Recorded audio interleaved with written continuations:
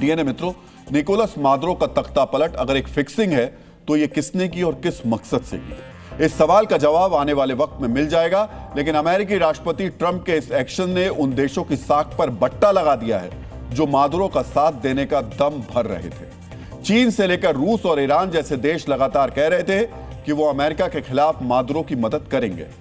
Iran ने तो यह तक वादा कर दिया था कि वेनेजुएला को अमेरिका से बचाने के लिए हथियार भी सप्लाई किए जाएंगे, लेकिन अमेरिकी डेल्टा फोर्स आई, मादुरो को उठाकर ले गई और कोई कुछ नहीं कर पाया।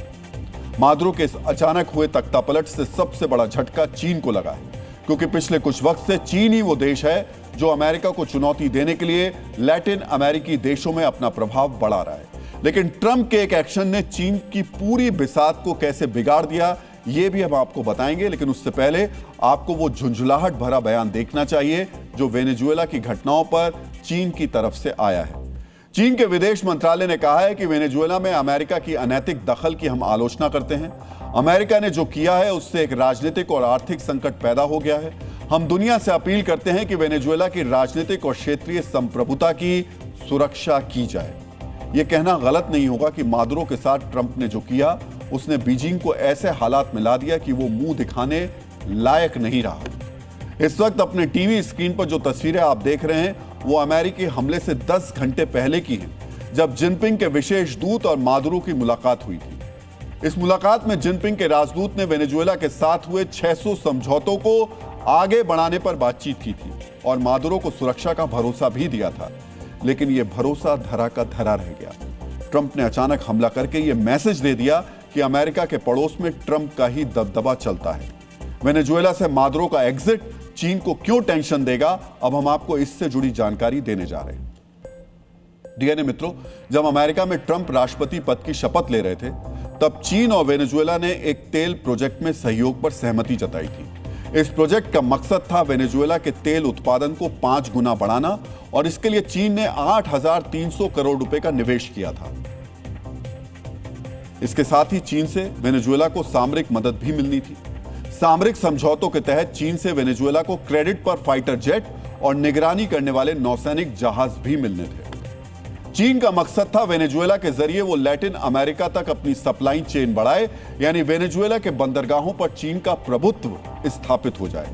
इसके लिए चीन ने ला गुएरा बंदरगाह को विकसित करने का प्रस्ताव दिया था।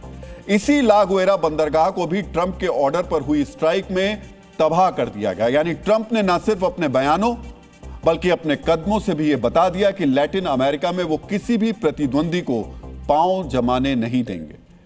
ये तो बड़े बड़े देशों की बात हुई। अब हम आपको वेनेजुएला के उन पड़ोसी देशों के बारे में बताने जा रहे हैं जिनके अंदर ट्रंप का डर बैठ गया है। ये 2 देश हैं, कोलंबिया और क्यूबा। दोनों ही अमेरिका के पारंपरिक प्रतिद्वंदी रहे हैं और ट्रंप से तनातनी के दौरान दोनों ही देशों ने मादुरो का साथ देने का दावा किया था। मदद तो कर नहीं पाए, लेकिन उन्हें यह पता चल गया कि अगर ट्रंप के शिकंजे से वेनेजुएला नहीं बच पाया तो उनका वक्त आने में देर नहीं लगेगी। इसी वजह से कोलंबिया ने वेनेजुएला से लगती सरहद पर हाई अलर्ट जारी कर सेना की तैनाती बढ़ा दी। दूसरी तरफ क्यूबा ने संयुक्त राष्ट्र से अपील की है वो जल्द से जल्द दखल देकर इस संकट का समाधान निकाले। डीएनए मित्रों, हिंदी की एक कहावत है, 100 सुनार की 1 लोहार की। आज ट्रंप इस कहावत पे लोहार की भूमिका में नजर आ रहे हैं। चीन सालों से अपनी पैठ बढ़ाने की कोशिश कर रहा था।